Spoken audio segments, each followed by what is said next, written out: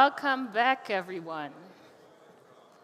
So I hope you're as curious as I am for the following session.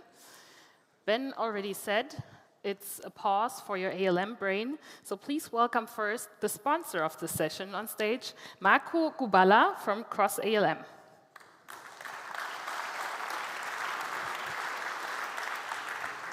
Hi, Marco. Ronja. Can you reveal a little something of the session for us?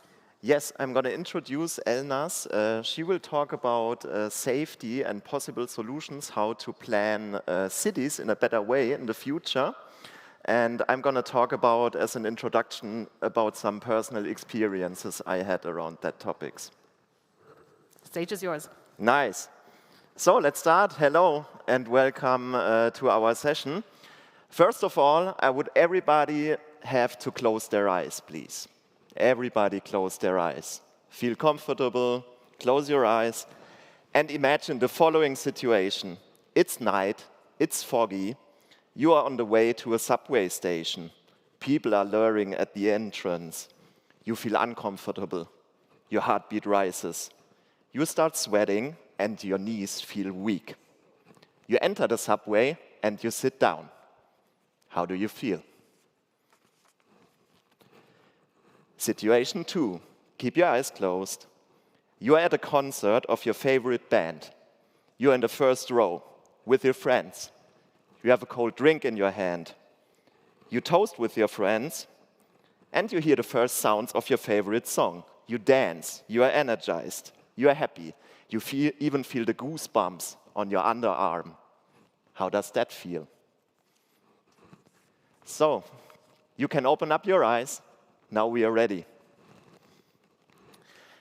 I spent 9 months in Brazil for work, 2007 and 2008. I actually spent 2 years in total in South America for an SAP Global Template rollout.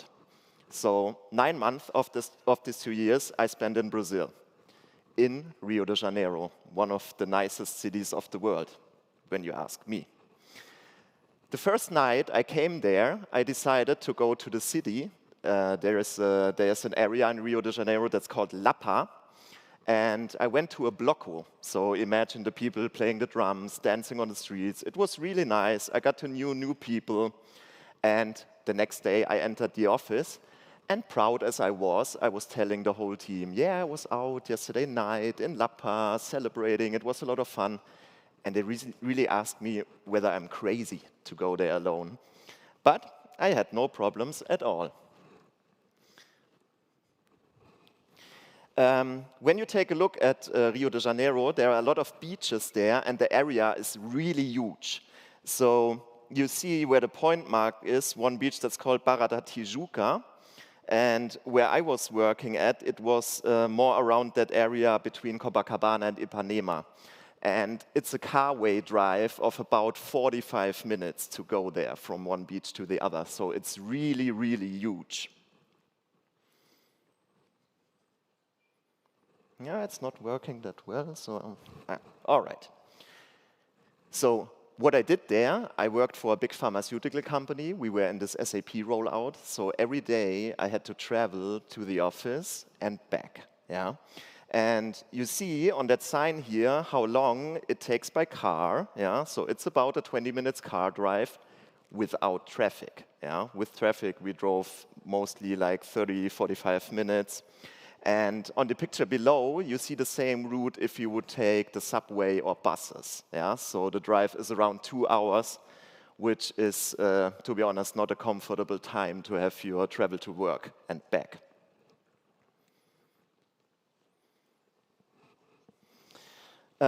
What we see here is the ranking of the cities, the 20 cities with the highest crime rating in the world. Yeah.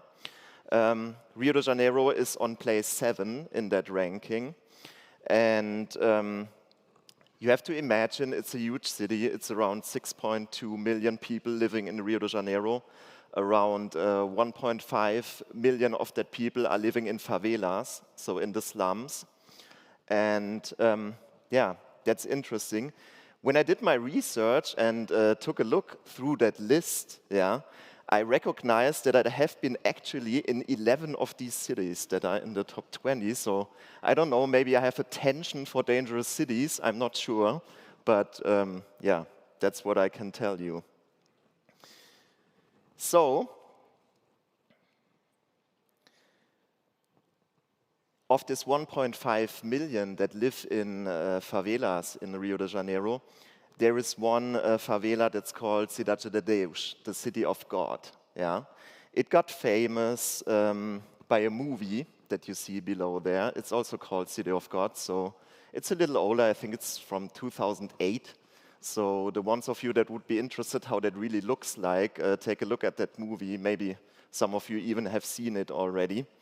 And yeah, in Cidade de Deus there are 50,000 people living, so it's a small favela, but it's one of the dangerous ones. Yeah. And on my way to work, what I have shown you, each day I had to pass that favela. That was on my work way. Yeah. And I had a driver that was driving me every day to work and back. His name was Mauro. Mauro was somehow passionate about Formula One. So every day he tried to break his record for our route. Yeah. So I had quite interesting drives with Mauro, and we got to know each other quite well. So imagine you spend 9 months with a guy every morning and every night in the car for about 30 minutes, or when he was in record mode, maybe also 15 minutes. So it depended, to be honest. And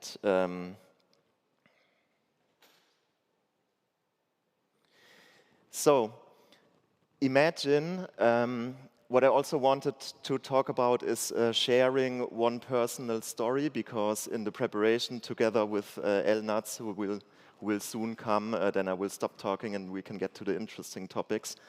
I was driving back from work with Mauro, yeah, and we stopped at the traffic lights, yeah, on our way back from work, and in front of us was another car, in front of that one was a taxi, and we were standing there in the line at the traffic light, and 2 motorcycles came from the side and they stopped at the front of the traffic light. They got out of their motorcycles and they started to rob the cars with guns. Yeah? So they have entered each car, one after another, came there with the guns, and they handed out something to them. So as I learned in my preparation for South America, I also checked my stuff. I had my notebook ready, some money to hand it out to them, and in general, nothing would happen. Yeah, but in this car, in this taxi that was in front of us, there was a guy coming out of the car, and he just shot them on the street directly. These two guys from the motorcycle, and afterwards in the company, they were explaining to us. He was an ex-cop, yeah, and yeah, he was taking care of the situation in his way, and this is also what South America could be about, yeah. I mean, I can tell I was safe, nothing happened to me, but anytime something like this can happen. By that I'm finished. I'd love to hand over to Elnaz Nouri. Elnaz is a researcher. She's coming out of the public health research sector, and she's specialized in street harassment, urban perception, and the health impacts of urban design.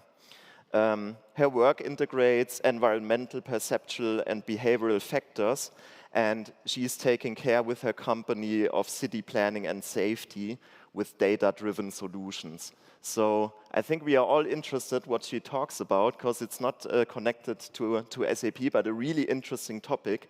So welcome on stage the founder and CEO of UrbView, Elnaz Nouri.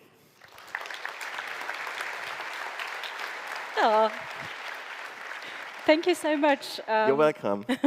It was actually quite related to what I'm supposed to say, and I'm planning to say. So thank you so much for doing the research and bringing your own experiences, because we already talked about it. I'm always open when men also share their experiences, because most of the time we tend to generalize and think that these issues are most related to women. So thank you so much. You're welcome. Have fun.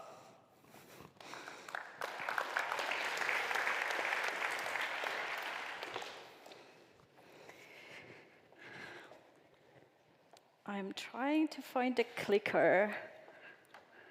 Oh.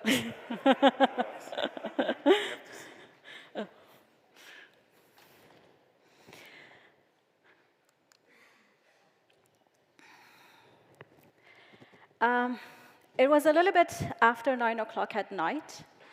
I was taking a walk from my friend's place to Ritterstraße U1 station in Hamburg. As I was walking towards the station, suddenly I heard a very familiar sound of steps.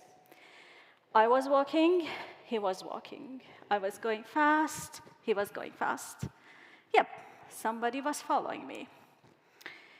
After a few minutes of complete fear, around the corner in the next street, there was a woman walking her dog, and that actually made him stop.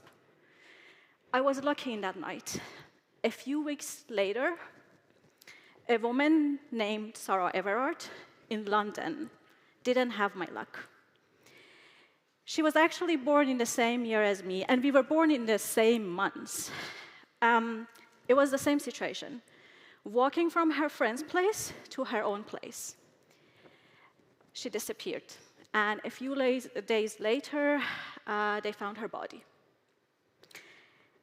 I hate to look at these incidents as individual incidents, because they are so common. In Germany, 28 million women experience harassment. In UK, 24. In France, 29. And as Marco actually explained it, up to 97% of women experience harassment in different parts of the world. But these numbers, and the issue is beyond statistics and numbers. It actually creates a perception of the safety. And this brings a change in our behavior and creates a vicious cycle. We avoid to use parks, we avoid certain areas in our cities, we avoid taking public transport at night, and what happens? It gets less and less crowded, and the crime goes higher. The perception of the safety, unfortunately, within Germany in the past 7 years has worsened, and it has reached to 44% of general population last year. Let's have a look at economical costs of the issue. I just picked two examples, one related to perception of the safety and one related to actual incidents. So as I already mentioned, when the perception of the safety and the experience of harassment comes up, we tend to change our behaviors, and one of them is avoiding public transport. Looking at the cost of using taxi per kilometers compared to public transport is around €2.40. This is like a tax that we pay for feeling safe. And now, looking at another number, which comes from the actual incidents. I'm considering only the severe cases of harassment, like, for example, rape and assault. Each victim of rape and assault that they experience within the city, on average, they need around 10 to 15 years of therapy and mental health care in order to get a sense of normalcy in their life. And that, considering the high number of the victims that we have, it ends up with 109 billion costs. And to be honest, if we actually provide mental health care for them, and that's a big if, not everybody is able to actually get that care that they need. And these numbers are only for Germany. So at the end of the day, every one of us sitting and being in this room, we are paying this cost. I would love to hear a little bit from you. This issue is very well known. So many of us experience it. Our loved one has experienced it, our friends, our colleagues. What kind of a solution comes to your mind or you had a chance to actually come across? Sorry? We cannot carry a gun in Germany, but also it's not a solution. But think about the innovative solution that we already have. Yes, taxi. Special taxi for women. Actually, there was a few years ago, they would give this coupon in some of the cities for women to actually use taxi. So, yeah. What else comes to your mind? Sorry? Social media. You mean like we use social media to bring awareness that where is safe and where is not safe?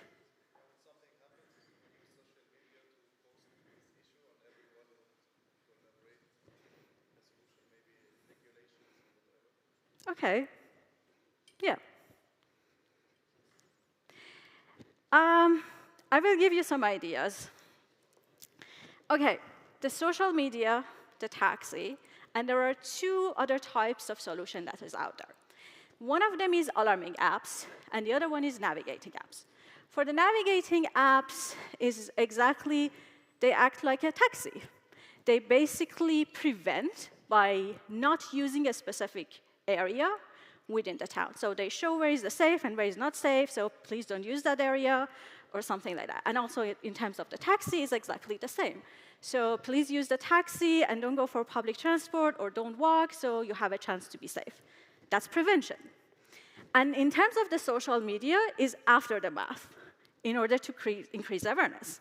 Alarming apps are exactly the same. So when something happens, they ask for you to push a button to actually let other people know and come and help you. The issue with these ones, I'm going to start with the navigating apps. I do believe they are victim blaming. And why it is victim blaming? Because they actually say, please don't use this area of the town or use taxi to be safe. And if you don't take these measures, if something happens to you, that's your fault.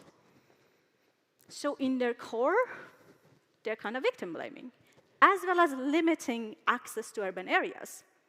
Again, that vicious cycle that we wanted to avoid. Now we go to alarming apps, or something like social media.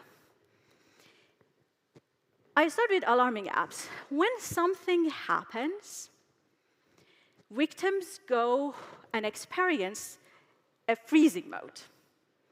It's a very natural psychological defense mechanism. And when we are in that freeze mode, basically at the motor skill of our brain doesn't work very well for us to know that we have to push a button. I have talked to victims over and over and over. All of them say the same thing. I froze. And social media is exactly the same. Usually we have a chance to post about social media when the experience has already happened. And all of them combining together have another thing in common. They fail to look at the root causes of the issue. They are painkillers, not a treatment. At AirView, we have a different vision. At AirView, we believe there should be a shift of responsibility from people and citizens to the stakeholders, to municipalities, to police, to public transport companies, to real estate developing firms. So how can that happen?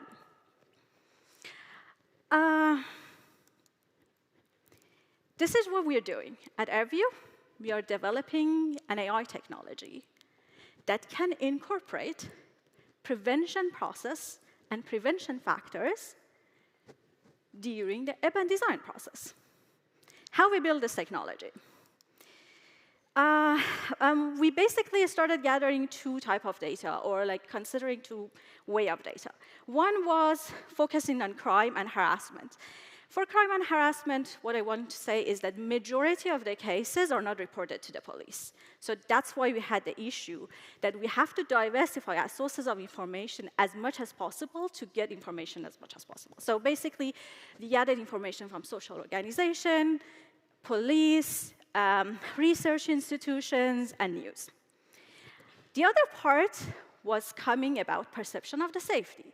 And for perception of the safety, we started gathering a lot of raw urban data.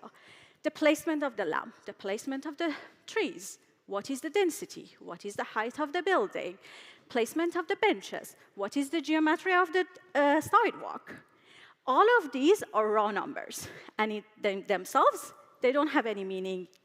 But when it comes together, and we put them together, we were able to come up with layers and layers of urban analysis that can show us what is the quality of the design in each of the locations of the city. So I give you an example in terms of the analysis, which is called lighting quality. So in terms of lighting quality, the placement of the lamp doesn't mean we have a quality lighting. Placement of the lamp, considering the trees around it, the height of the building surrounding it. What is the functionality of that street? Is it an open space, or is it a shop nearby? We bring all of these factors together, and then we were able to say, OK, this is the quality of the lighting. So far, we have been able to define 15 layers of the urban quality analysis that are correctly matched with the perception of the safety. So, gathering all of those crime and harassment data, overlaying them with all of the results that we have with the urban quality analysis, we unlock a predictive model. So when a new renovation of a park, a station, or a street and neighborhood, or even designing a new neighborhood comes up, we basically look at what is the pattern of the quality within that design before any construction, and help them to understand what is the potential danger within that plan.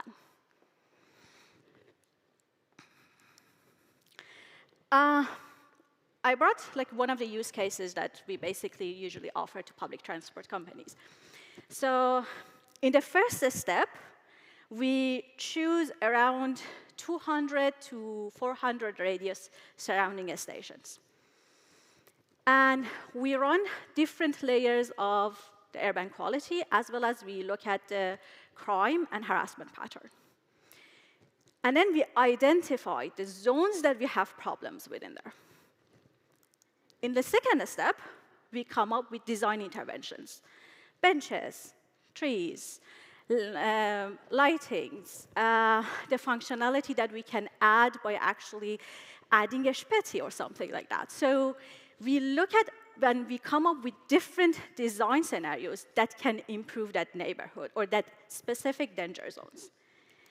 And then we run and we check the impact of each of the scenarios, and we help our partners to choose the scenario that has the best impact, but at the same time matches their freedom of changing that location or freedom of designing that location, as well as their budget. I brought you an example that we basically did with one of our partners. This is one of the actual analysis that we run. In this neighborhood, the problem was that there was not that much of a crime happening, but people constantly felt unsafe. And there was a high report of and high dissatisfaction in that neighborhood. So we run the analysis regarding the lighting. And as you can see, the lighting situation and quality is very, very bad. Something that they never been able to actually look at when they were like, OK, we have a lamp, but considering the height of the building and considering the trees that they have, basically the effect of that lamp was almost 0. So the dots that are a little bit red, those are the parts that we have crimes. But however, as you can see, the part that we don't have lighting is most likely the parts that we have areas that people feel constantly unsafe. The second one that we actually looked at, or I brought with myself, is the pedestrian flow. So if you remember the previous one, the part that we have a little bit of lighting here, we also have a little bit of high pedestrian flow, which means that people are actually using those areas a little bit more. But on the other parts of the neighborhood, we don't have that much of pedestrian flow. The next one that I wanted to show you is basically the effect of crime, and now we go back to the other one, and you can actually see the differences. So we have usually two types of crime that is happening. One type of crime, like pickpocketing, usually happens when we have crowded places. And the other one is usually happening when we have isolation in the neighborhood, like nobody is there. Like, for example, against pickpocketing, which happens in the crowded places, assaults or following on some sort of sexual harassment usually happens when nobody is there. So at the top, when we have the crimes that is related to the crowded place, let's go back to the first one. If you see, we have a very, very dark green on the top. It means that we have a high footprint. And that makes sense with the analysis that we came up with. And in the lower part, the yellow and the orange, they mean that we don't have that much of footprint. And usually are related to the crimes that are related to less crowded areas. So you see exactly the same pattern.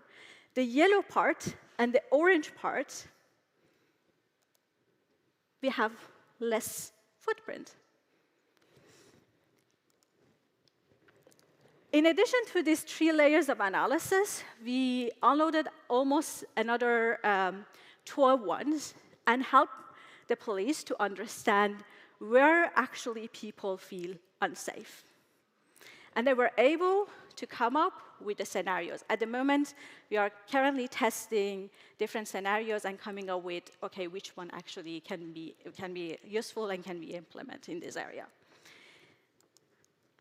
Who can use our analysis? Public safety and police, as I already mentioned. Public transport companies, for surrounding of the stations, they can use, because majority of the people, 70 to 90% of the people walk to the stations. And if they don't feel safe, they stop using those stations. And the last partners that we usually have are either real estate firms or municipalities, that they wanted to renovate or basically come up or build completely a new neighborhoods or a new park. Okay, so far, we talked about the problem. Now we are coming with a solution that is looking at the root cause of one of the root causes, which is urban design. And so everything is good, right? The situation is solved. The answer is, of course not. The hardest part now is which is implementation. I wanted to give you some stories. It was around 2022, beginning of 2022, which we started. As we started and developing the concept, we basically became part of the incubator program by Social Impact Award, which is actually supported by SAP. Later on, we won Social Impact Award in Germany. We got our first round of grants. And the most important thing that happens towards the end of 2022, which we won an award from the city of Hamburg that is awarded by the second mayor of Hamburg. At that moment, I was on cloud 9. I was like, oh my gosh, we are winning an award from our major potential customer that they see the potential, they can implement it, and all of those things. My poor innocent soul. It was a few weeks after that we won the award. I was still on cloud 9 and very hype. This is going to work. And of course, I ran to a person working for the GovTech. GovTech is a department within the government and within the cities that is responsible for implementing and bringing innovation, startups, and ideas within the government so they can actually move faster or become innovative and bring technology and all of those things. I ran to a person from the GovTech. And I explained about what we did. I talked about awards she already knows about us. Our name is basically everywhere. And she looked at me and said, why are you doing this in Germany? I said, what? And she said, just go outside Germany. Don't do this here. At that moment, I felt that, oh my gosh, lack of responsibility. Innovation is always another person's responsibility, even though she is part of the department that is supposed to bring innovation to the government. Anyway, a few months later, towards the end of 2023, I used all of my connections with senators, the first mayor, the second mayor, and I got a meeting with the police. They sent an expert to the meeting. After 40 minutes of talking to that expert, explaining what we can do with the cities and how we analyze, she said, if you really wanted to change something, focus on domestic violence. Don't get me wrong, domestic violence is very, very important. But how can I bring this technology that we are building to the home? Like, it shows such a lack of understanding of data. And again, tech. OK, but on a side note, to be honest, with the same concept, with the same slide, with the same presentation, 2 weeks later, I was in Berlin. And after 2 meetings, we signed up a contract with Berlin Police. Continued in the same city. Now we are switched to 2025. After almost 2 years of doing a lot of pilots, results are approved, we have other partners, we tend to and go back to the same city. Now, again, we have more names, we have more people supporting us, and this time we approached Ministry of Transport. We got to a meeting, and no, that's a good luck. So we got to a meeting. At some point within that meeting, there were 12 people in a meeting from 3 different organizations: Ministry of Transport, police, as well as a private public transport company. For half an hour, within 1 hour meeting, they introduced themselves. The other half of the meeting, it turned out I was looking at all of the pictures of these 12 people within my monitor, and I was like, oh my gosh, nobody is responsible, no department, no organization is responsible for that 10 to 15 minutes walk to the stations. None of them take responsibility. Again, lack of responsibility and slow adoption.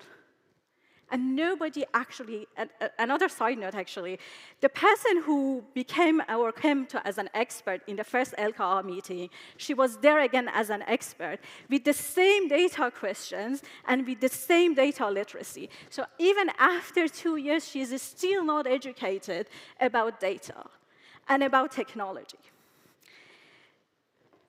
OK, as you can see, we are very much on this side of innovation and a startup and AI, and we are very much trying to build a bridge to go to the other sector. So, are we doomed? When it comes to adoption and a slow adoption within Europe, yeah. But when it comes to the critical points, my answer is absolutely no. innovation is happening. I am seeing it every day in the sector of a startup, an ecosystem. There are always new ideas that is getting built, from the fuel, from battery, from biodiversity, and also urban safety. So it is happening. And on the other hand, with everything that is happening on the other side of Atlantic, now all of these brilliant minds and researchers are looking for a new home. And Europe can become that new home for all of these brilliant people.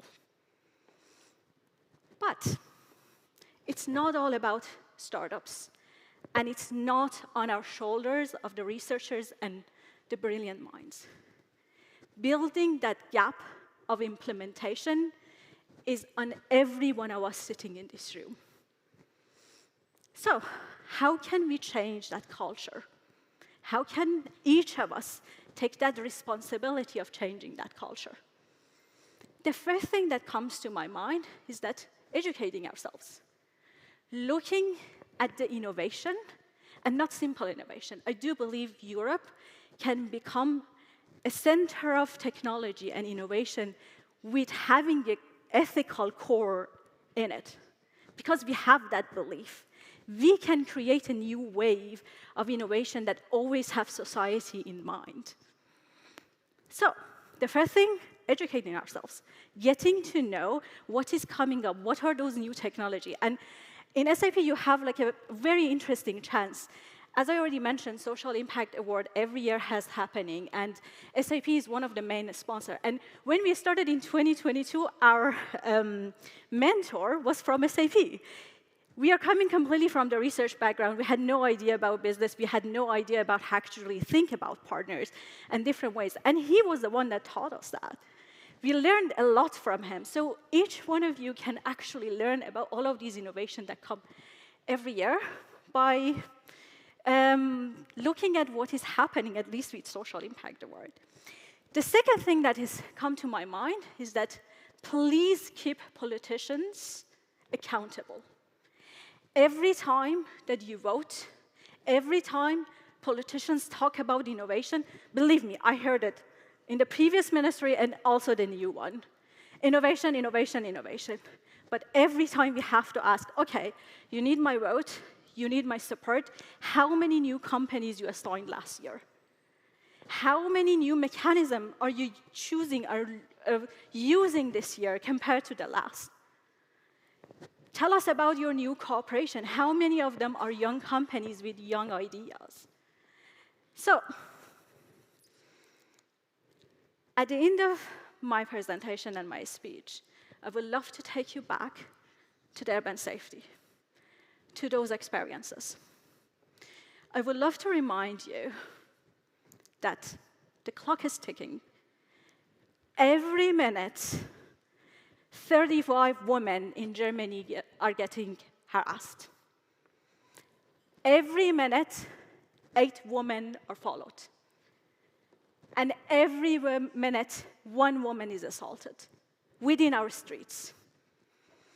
You can join us in our vision of designing safer cities for all with data and innovation, and you can be our bridge. You can help us to build that bridge. Talk about us. Talk about us in your locals, within your neighborhood. Every time a new project is happening, you have a chance to talk.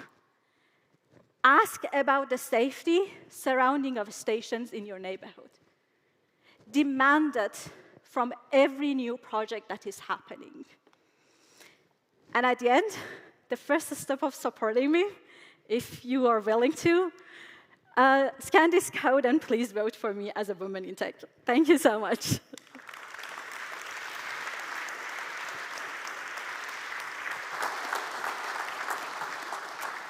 Thank you very much, Elnaz, for your valuable insights and also for your activism in that important topic. So with that, now it's time for lunch. And right after, we will all meet again here at 2 p.m. for Next Level Change Management, integrating ESM with SAP, when we have Marco back on stage. For now, enjoy lunch.